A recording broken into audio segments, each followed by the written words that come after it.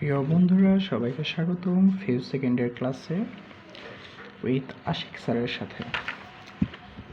তো আজকে আমি আপনাদের সামনে দুইজন বিখ্যাত বাংলার কবি, তাদের জীবনী নিয়ে আমি আপনাদের সামনে আলোচনা করব।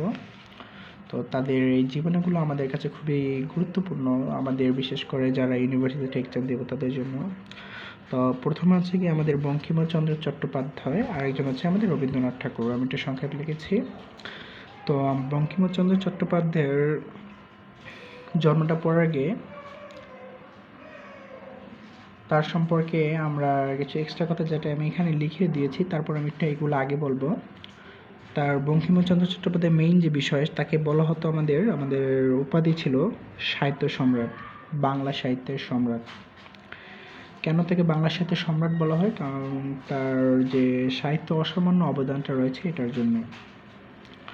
তার যে অবদানটা সাহিত্যে সেটা অতুলনীয় বাংলা লেখকদের প্রতি, বাংলা বিশেষ করে বাংলার নতুন যারা লেখক তৈরি হবে, পুরাতন যারা লেখক, তাদের প্রতি যে তার বাণীগুলো ছিল, তার ছোট ছোট কথাগুলো ছিল, খুবই হচ্ছে কি আপনার ভাবপূর্ণ, খুবই ব্যাখ্যামূলক, বিশ্লেষণমূলক।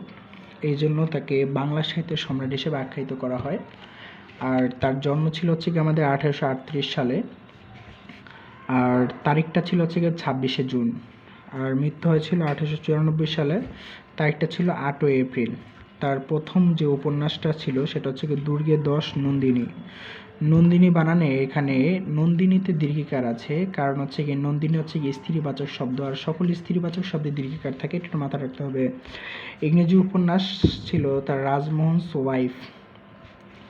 তার যে ইংরেজি উপন্যাস লেখা ছিল সেটা হচ্ছে কি রাজমোহনস ওয়াইফ, তার একটাই মাত্র ইংরেজি উপন্যাস, যেটা খুবই গুরুত্বপূর্ণ। তো 19 শতকে, অর্থাৎ বঙ্কিমচন্দ্র চট্টোপাধ্যায় যখন জীবিত ছিলেন, তখন তার সময়কে বাংলাকে, মানে বর্তমানে আমরা যেটা বলি বেকার বা অনেশ্বর লয়কাল্লা বাংলা, এই বাংলাকে বাংলা না বলে বলতো বাঙ্গালা, বেকার বা উমক অয়াকার লয়কাল্লা বাঙ্গালা।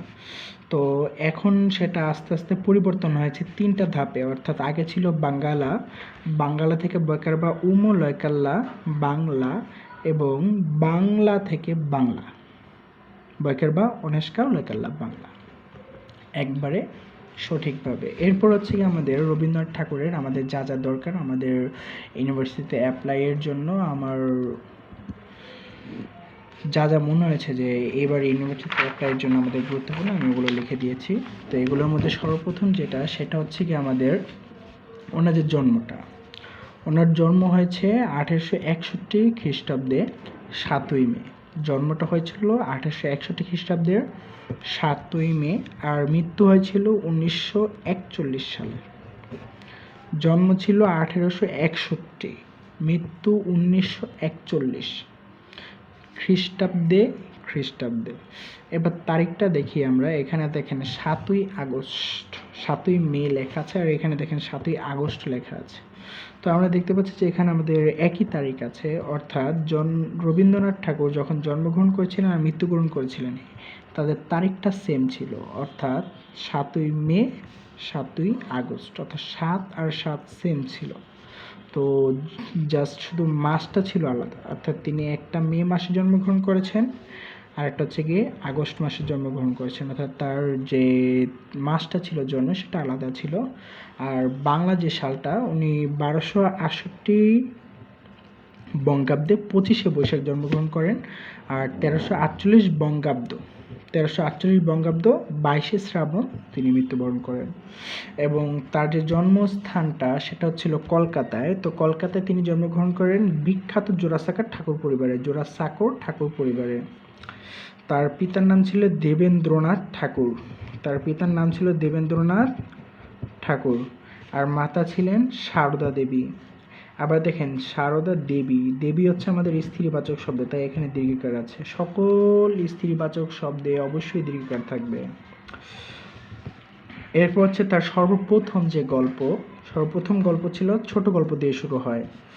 অর্থাৎ তিনি সর্বপ্রথম কোনো উপন্যাস লেখেন নাই। তার লেখনী জীবনটা শুরু হয় ছোট গল্প দিয়ে। খুবই গুরুত্বপূর্ণ এটা যারা অ্যাডমিশনের পরীক্ষা দিবে।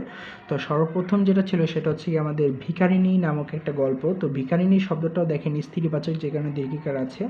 যেটা তিনি লিখেছিলেন তার বয়স যখন ছিল মাত্র 16 বছর, এবং তার সর্বশেষ যে গল্পটা ছিল সেটা হচ্ছে গিয়ে আমাদের মুসলমানের গল্প। আজকে এই পর্যন্তই, সাথে থাকার জন্য অসংখ্য ধন্যবাদ।